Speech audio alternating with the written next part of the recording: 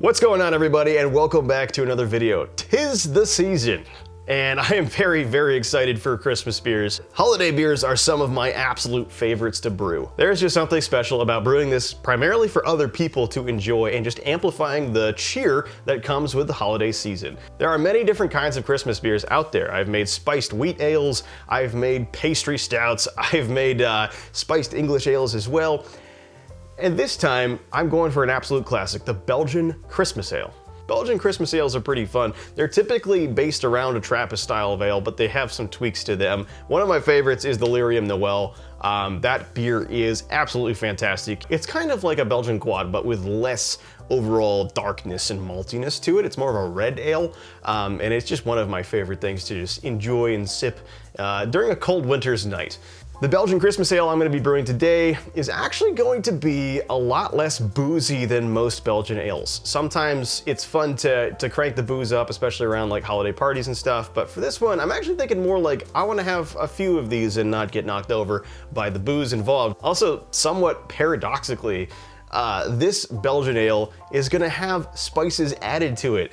Most Belgian beers have zero spices added to them, unless it's like a wit beer. This one is gonna have a slight touch of some Christmas spices that I think are going to add quite a bit of character, but we really have to be very careful about that, and I will talk about that more in this video later. I'm also thinking that the reduced alcohol content of this beer might allow for it to be ready a little bit sooner than your average high alcohol Belgian beer. Before we jump into the recipe though, I'd like to give a quick shout out to Clawhammer Supply, who manufacture the system that I'll be using to brew this beer on. Today, it's the 10-gallon, 240 volt system. The recipe on this particular Belgian ale is gonna be a lot simpler, I think, than most of the ones that I make, and I'm thinking that this is actually going to lend a lot of room for the yeast to be characterful and add that layer to the beer, as well as the spices that I intend to add. The grist in this is actually much less complicated than most Belgian darker colored ales. So we're starting out with good high quality Belgian Pilsner malt, 13 pounds of Dingemans Pilsner malt. And then I'm gonna add to that just a 1/4 pound, 4 ounces of Dingemans Special B. This is honestly one of my favorite Belgian character malts out there. It gives this really cool, like dark raisin character to the beer, and just is really delicious when it's used sparingly. It's very easy to overdo this malt. It will come across harsh, burnt, and acrid if you overdo it. So just under 2% I found is the sweet spot for it. And then lastly, to dry the beer out, to add color and additional flavor, I'm adding in 1 pound of D180 candy syrup. That being said, what you are seeing here is not actually real candy syrup. Unfortunately, the real beet sugar-based candy syrup that's been made for a long time by Candy Syrup Incorporated is no longer distributed to LD Carlson, which supplies all the home brewers. So the only candy syrup you can find is this colored corn syrup, which is not the same thing at all. And in fact, I think it has quite a different flavor profile to it. I think it still tastes good, it's just not the same as the D180 candy syrup from Candy Syrup Incorporated. I am working some backdoor channels to try and figure out how to acquire that as a home brewer, but right now it looks like there's not that much hope for it yet. For hops in this beer, it's very simple. There's only hops in here just to balance out the entire beer, nothing else. We're adding 21 IBUs of Tettnang at 60 minutes. For me, that's 2.5 ounces. You can really use whatever hop you have on hand that is appropriate for bittering. I just happen to have a little extra Tettnang from my Helleslager video. For the yeast in this beer, I'm using Imperial B48 Triple Double. This is the legendary Westmalle Westvleteren strain, and it is absolutely fantastic. I absolutely love the character this particular strain of yeast has. I think it's gonna blend beautifully with the spice notes that I'm gonna get from adding spices, but it's also gonna add its own particular spice character on top of that. For the water profile in this beer, I'm going for something pretty balanced and simple across the board. Nothing too extreme here. So we're gonna go with 52 parts per million of calcium, 7 parts per million of magnesium, 21 parts per million of sodium, 88 parts per million of chloride, 64 parts per million of sulfate, and 16 parts per million of bicarbonate.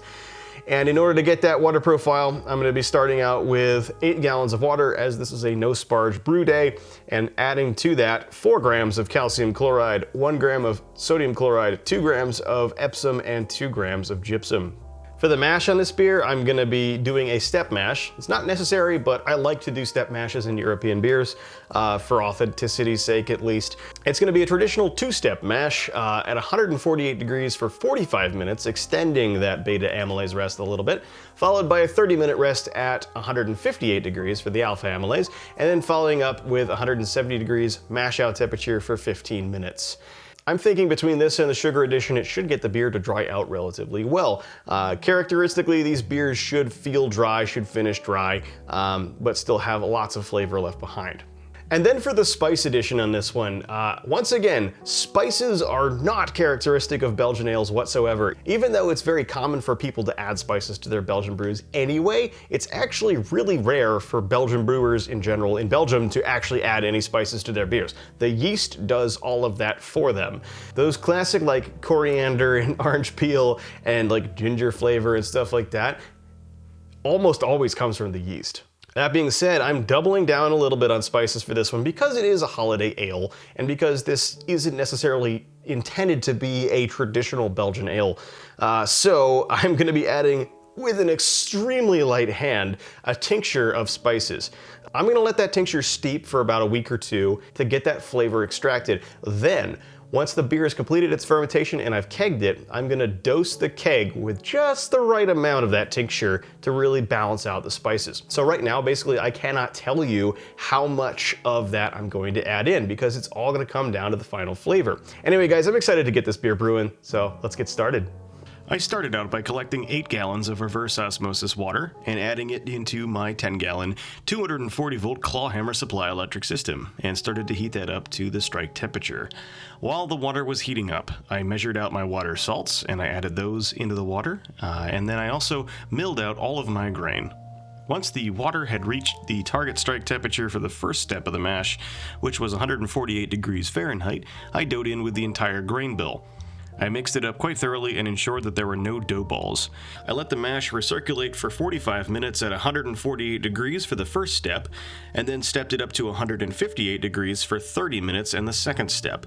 Finally, I held the mash out step at 170 degrees for 15 minutes. Once that was complete, I pulled out the grain basket and let that drain for 15 minutes, and I also started bringing the temperature of the kettle up to a boil. Once I reached the boil, I added in my first and only hop addition of 2.5 ounces of Tettnang, going in at 60 minutes. 10 minutes from the end of the boil, I added in a Whirlfloc tablet and some yeast nutrient, as well as the 1 pound of D180 candy syrup. I was sure to stir this one up thoroughly and fully dissolve the syrup, as it does have a tendency to stick and scorch sometimes if you don't take that step. 10 minutes later, I ended the boil and I did a quick whirlpool and then sent everything through my counterflow chiller, chilling in the process over into my Spike CF5, where it continued to chill until it reached my target pitch temperature of 68 degrees Fahrenheit. At this point, I pitched in my starter and then took an original gravity measurement, finding it to be a little lower than target, but still not too far off at 1068. I disconnected the fermenter from the chiller and then set the fermentation target temperature for my heater only to 70 degrees Fahrenheit, and then loosely tented some aluminum foil over the airlock port, as I will be open fermenting this beer for the first few days. These beers are always just absolutely made in fermentation. The recipe can be whatever it is, but when it comes down to it, the fermentation for these beers makes or breaks them. The amount of yeast character that you get out of it defines the amount of flavor you get out of these beers. So with that in mind, let's talk specifically about the yeast I'm using today. This is a Trappist strain of yeast, the Westmalle or West Vleteren strain.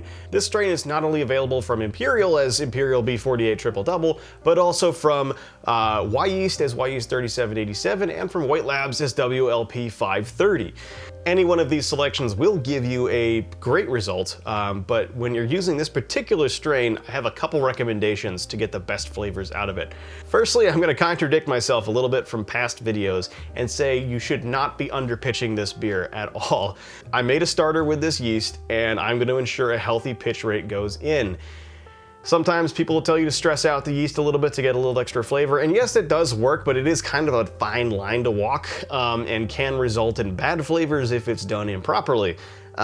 Instead, what I like to do is mess with the temperatures. I'm gonna get my wort chilled and stabilized at about 68 degrees or about 20 Celsius, and then pitch the yeast in. And then from there, I'm gonna set my temperature to 70 degrees, and there's a fermentation heater that's gonna keep that stabilized at 70 degrees, and then I'm gonna turn off the chiller entirely.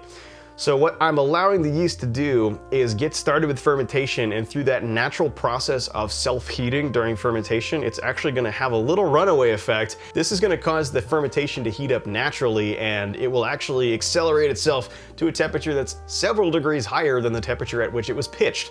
The Westmalle strain in a free rise will get north of 80 degrees Fahrenheit when you're doing this right. And it is crazy what kind of awesome flavors it can produce when it gets up to that high temperature, as long as it's pitched at that lower temperature. Belgian ales really are very comfortable fermenting in high temperatures, but to take care of them properly, I really do recommend pitching at that lower temperature. Letting it free rise, it'll go ballistic for 2 or 3 days, and then it'll drop right back down to whatever your set point is. In my case, it was 70 degrees. And it'll sit there, it'll clean up all of the byproducts that it created during its runaway fermentation, and the resultant beer in 2 or 3 weeks after that is going to be fantastic. The esters that are produced from that high temperature fermentation are reliable and delicious. I find that it's much easier to get consistent good flavor out of your Belgian ales by letting the yeast just do what it wants to do, as opposed to trying to limit the temperature, but then also mess with the pitch rate at the same time. Now, of course, there's plenty of other Belgian yeasts out there, but you can use myriad of them to make a good, delicious Belgian Christmas ale. I'm not saying you should limit yourself to Trappist strains whatsoever. The Ardennes strain, 3522 from Wyeast, or Imperial Gnome, makes fantastic Belgian beers with a nice spicy element to it. You can also use the Chimay strain from, I think it's Wyeast 1214, Imperial Monastic, and I think it's WLP 500. All of those are going to make fantastic beers, and they're all going to be slightly different from each other, so I would recommend do a little bit more research into the individual strains to get a good idea of what you want out of the final beer and how to balance that with if you choose to use spices or not.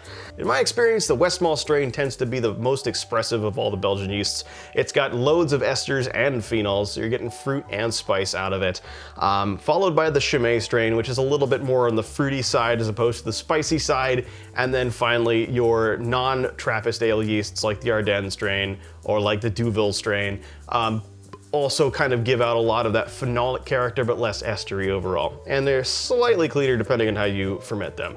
There's a lot you can do with them. There's a lot of levers to pull that I'm not gonna dig into in this video. But for the purposes of a Belgian Christmas ale, this is what I'm going with. And of course, you can also open ferment these beers, which is very easy to do. And that just involves just not putting an airlock in the fermenter for the first few days of fermentation. Once you see that activity starting to go down, the temperature starting to decrease, and the krausen starting to fall back into the beer, then pop the airlock in there to prevent oxidation and to keep bugs and stuff out of it. And you'll have a very interesting beer in the end of the day. And that's exactly what I'll be doing in this particular brew. So just to recap, for my fermentation, what I'll be doing is pitching a good, healthy pitch of Imperial Triple Double B48 into my wort at about 68 degrees Fahrenheit. And then I'm gonna set the fermentation temperature such that it does not go below 70 degrees or 22 Celsius, but is allowed to increase the fermentation temperature naturally on its own as far as it wants to go. And then I'm just gonna let it rip. And the whole time I'll be open fermenting it. I'm not gonna put an airlock in, I'm just gonna cover it with a piece of tin foil loosely. Over the next 3 or 4 days, it is gonna do a free rise runaway fermentation up to probably around 80 degrees Fahrenheit, and then it'll drop back down to the fermentation temperature set point of 70 degrees. At that point, I will add in an airlock and let it continue the fermentation cleanup process and finish over the next few weeks. Once I'm satisfied with the final gravity, I will keg the beer. The whole time during fermentation, I'll be macerating a tincture. Once the beer is kegged, then I'm gonna start dosing the keg with a little bit of tincture at a time until I'm very happy with the final result of the flavor. At that point, it should be good to serve, and I'm very excited to get it on tap. So I'll catch you guys in a few weeks when that's all ready. Until then, cheers. Fermentation for this beer was a little bit different than I was anticipating. I ended up open fermenting this beer for about 3 days, and monitoring the free rise, I saw the highest temperature achieved was 81 degrees. So it got pretty warm in there, and also as a result, the yeast got pretty active. And as is to be expected with this particular strain, it got a little messy too.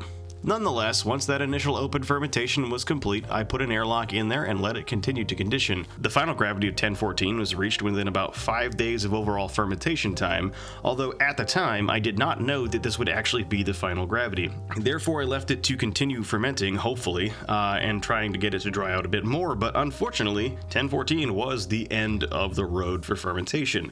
As you can see, I waited a good extra week here to try and see if I could squeak anything else out of it, and unfortunately, that did not happen.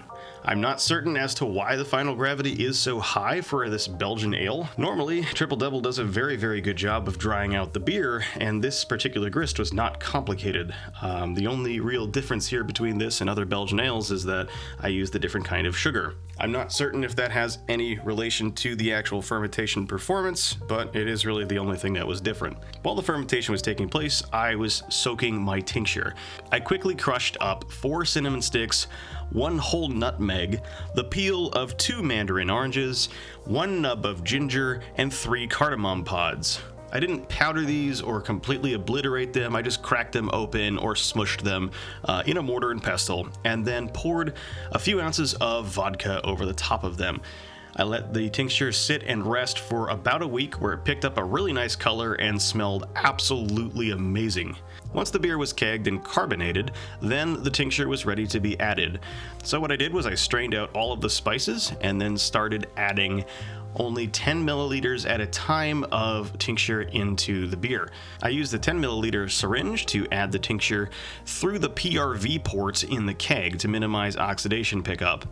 I found that the perfect flavor for me and the most balance was at about 30 milliliters of tincture added to the keg for the whole 5 gallons. After letting the tincture homogenize within the beer for a few days after that, it was ready to be served. The beer is called Joyeux Noël de Belgique, and it comes in at 7.2% ABV and 21 IBUs. It is pouring a mostly clear copper color, which is a lot lighter of a tone than I would have expected from having a whole pound of D180 in there, but nonetheless, I'm actually pretty happy with the overall color. It looks quite nice, especially when the light hits it. There's also a really nice off-white head on it that billows and sticks around for a long time. It's got good construction to it, and it really elevates the aroma of the spices quite nicely.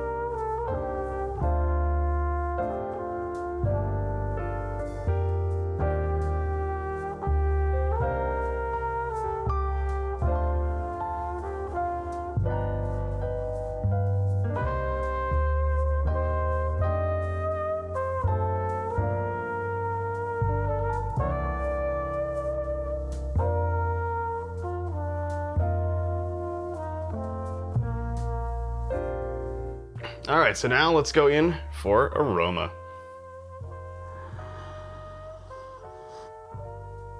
Right off the bat, the aromatic intensity of this beer is quite significant. And I'm getting that nice bouquet of spices in there. I really do feel like the spice character is first and foremost the thing you get right off the bat. You know it's going to be a spiced ale. You know it's going to have something extra in it. I do get some of the Belgian yeast characteristics as well. A little bit of that pear, a little bit of that clove, both of which I did not add into this beer, so that's how I can pick up on those, but definitely getting large amounts of cinnamon and the cardamom as well. Yeah, a little bit of the orange. That might just be an ester though. Either way, really complex beer, smells amazing, got a lot of the malt in there too. Let's go in now for mouthfeel. So as I mentioned before, it does have a little bit of a higher final gravity on it. That being said, I really don't feel like it's full-bodied. It still feels medium to medium light, which I'm kind of surprised by given the higher final gravity there. But then again, Brewlosophy's actually done experiments on this, by the way. It seems that people actually do have a hard time telling the difference between like 1005, 1015 final gravity beers. There's a lot of variables at play there. But for real, for me, like this is simply just barley malt and a little sugar. It's gonna be a little bit lighter in the body, even with a higher final gravity. I definitely get a lot of sweetness in that too. I tried to get this one a little bit higher on the carbonation level, just to get that like extra bit of spritziness into the beer. It really elevates the aromatic qualities of the beer, helps the head stay up there. It's classic in Belgian beers, obviously. As far as the overall texture of the beer though, it's relatively light-bodied, medium light, I'd say. Has a little bit of a slickness to it. There's definitely a roundness there. I'm wondering if the slickness is coming from the spices potentially and the oils involved as well. Not sure. I'm pretty happy with the overall results here, even if it is a little bit fuller bodied than I think I was intending. But that's not necessarily a bad thing, and we'll talk about why here in a second when I go in for flavor. This is so freaking good.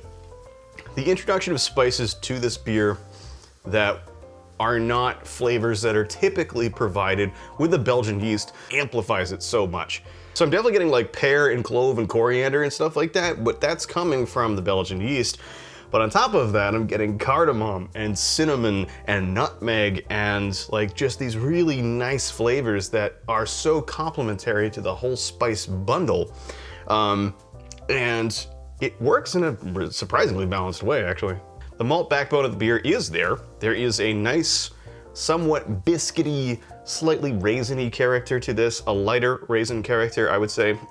It's not quite getting into the dark plum, dark fruit kind of character that you sometimes get out of like dark strong ales, but it's more of like a double. And it has a really, really nice malt character to back everything up. But it's not so much that it takes away from the spices or just like presents you with a like avalanche of flavor. It's more just there to support the spice flavors and to get that yeast character to kind of pop and have a nice canvas to paint it on, right? That is exactly what I was going for, which I'm really happy about. Hop character is negligible. It's sufficiently balanced, I would say, but it does trend towards the sweeter side of things. But that's to be expected. I'm not really searching for hops in this at all. One of the cool things about a beer like this that has so many layers to it is that as you drink it, over the next several seconds, up to like 30 to 45 seconds after you take a sip, different flavors pop up at different times, which is really cool. So you start out with like this really intense kind of like cardamom spice flavor that then changes over into cinnamon, and then you get a little bit of the fruit involved, and you get some of the yeast ester at the same time. Then you get a little bit of that malt finish, and then you're left at the very end with an aftertaste that stays around for a little while. It's like candied orange. It's really nice. Now, earlier in the video, I did mention that I was disappointed at the high finishing gravity on this beer and the sweetness involved. The base beer, without any spices added to it, was, in my opinion, a little too sweet for my taste, especially for a Belgian ale. Now that the spices have been added though, totally transforms the beer because the sweetness provides this base for the spices. If you've ever tasted like raw cinnamon, right, it's just bitter as hell. But then you do a cinnamon sugar blend and suddenly it's fantastic, right? So that's what I'm getting at. The flavors of the spice, the desirable ones at least, pop a lot more when you have some sweetness to back it up, and that is exactly what happened here. Can't tell you why it happened. Everything in this recipe and everything in my process points towards this beer fermenting out below like 1010. That didn't happen though, and I'm kind of happy that it didn't happen at the end of the day. Of all of the Christmas ales that I've made, this one definitely ranks in the top few. It really is transmitting the feeling of the season to me. It also has that, like, I love Belgian ales, and it has that special kind of quality to them that just makes them a little bit different, and I just like that. It's the je ne sais quoi kind of thing, and I am a big fan. It's also not excessively boozy, which is great, so I can actually, as I said at the beginning of this video, I can have a few of these and it's not a bad thing. I absolutely love the color on this thing. I did not expect it to be this particular shade of red. It looks exactly like Delirium Noel, and that's not even what I was going for, but I'm happy with that. I think if I had used the preferred brand of candy sugar, I would have gotten a darker color out of it, which I'm sure would have still been beautiful. But man, I really just like this a lot. As far as potential improvements for this beer go, there's a few. I mean, obviously I would like to get more complexity of flavor from the sugar. I don't think that the brand of sugar that I used in this video delivered the same complexity as the candy syrup incorporated D180 that I've used in the past. I would like to have that back and use it again because it gives so much more intensity of flavor. But that's really like nitpicky, to be honest with you. Other than that though, the spice blend is good. I would maybe bump up the ginger a little bit, bring down the cardamom a little bit. I keep forgetting how intense of a spice that is. And then everything else is good. I mean, the nutmeg comes through balanced, the cinnamon comes through balanced. One more thing to mention too is that I really feel like the way that I added the spices in for this beer resulted in such a good spice flavor as opposed to some of the other methods that I've done in the past. The flavor here is not bitter, it's balanced. You get like the essence of the spice that you want without any real negative effects here, and also the measured and somewhat restrained way that I added it to the keg, 10 milliliters at a time of tincture, really did mean that I got the right spice level here. It's very, very easy to overspice a beer, and once you've done that, there is no going back, and unfortunately, overspiced beer is pretty rough. So I'm very glad that did not happen, because when it's perfectly balanced, it is pretty fantastic. There's many ways to add spice to a beer. You can toss it in the boil, you can toss them into the fermenter and like dry hop them essentially. You can add the tinctures, you can add extracts, but of all of those methods, I really do feel like tincture is the best one. Brewing this beer has gotten me super excited for the holiday season. I am really, really pumped actually to share this with my family, my friends, and just kind of spread that holiday cheer. No matter what your winter holiday of preference is, I hope you do have a great time this season. I hope this beer has gotten you excited as well. And yeah, so here's to you, wishing you a happy, healthy, safe, wonderful holiday season. If you enjoyed this video and you found it useful, please go ahead, hit that like button. Don't forget to subscribe if you haven't already, and comment down below with your thoughts and opinions. Please also, if you want to support the channel, consider picking up a t-shirt like this one. This is my Christmas design t-shirt. You can find this in the merchandise store along with plenty of other designs. The merchandise store is linked in the description box down below. I got a lot of t-shirts and sweaters and stuff, fun things. Please go check it out. All of that stuff comes back to help me quite a bit. I also have a Patreon, and my patrons are the reason why this channel is still going, to be honest with you.